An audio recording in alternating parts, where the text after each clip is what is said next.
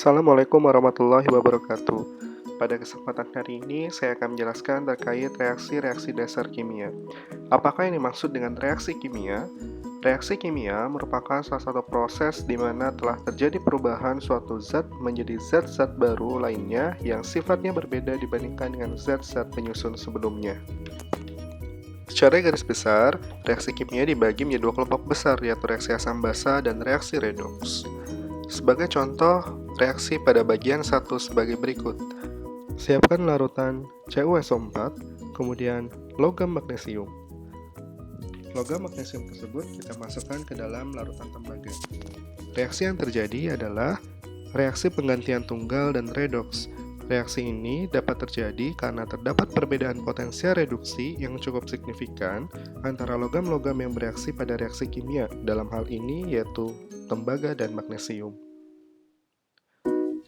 Potensial reduksi tembaga jauh lebih besar daripada magnesium, sehingga logam Cu lebih mudah mengalami reduksi daripada magnesium.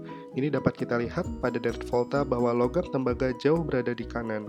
Karena itu, logam yang potensial reduksinya lebih besar akan mengendap, yaitu tembaga. Beberapa contoh reaksi lain seperti logam seng dengan asam klorida, kemudian tembaga dengan perak nitrat. Kemudian pada bagian 2 kita akan mempelajari terkait reaksi penggantian ganda. Siapkan larutan barium klorida, kemudian teteskan larutan natrium sulfat ke dalam larutan barium klorida. Hal tersebut akan mengakibatkan terbentuknya endapan barium sulfat yang berwarna putih.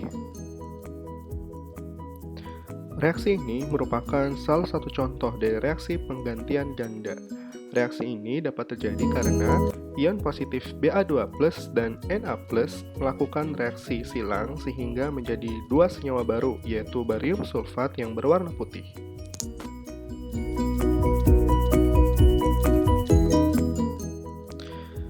Pada bagian ketiga, kita akan mempelajari terkait reaksi penggantian ganda, dekomposisi, dan redoks.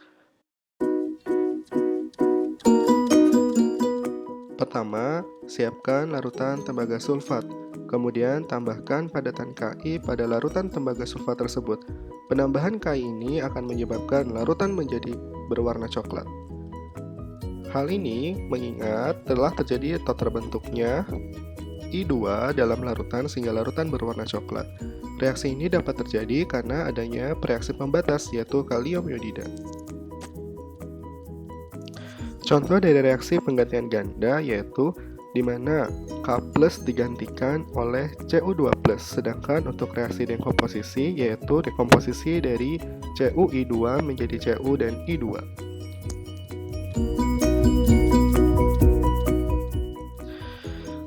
Berdasarkan percobaan yang telah kita lakukan, maka secara garis besar, reaksi kimia ini merupakan suatu reaksi yang dapat menghasilkan suatu zat baru dan sifatnya tentu berbeda dengan zat-zat penyusun sebelumnya.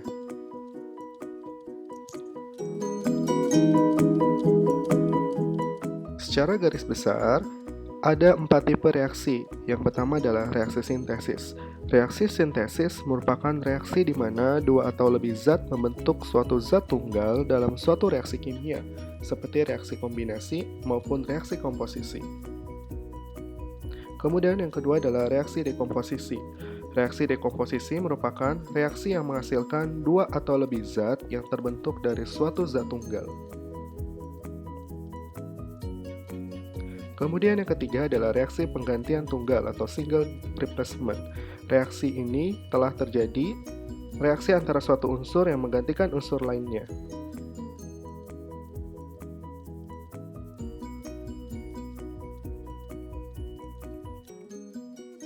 Dan yang terakhir adalah reaksi penggantian ganda atau double replacement.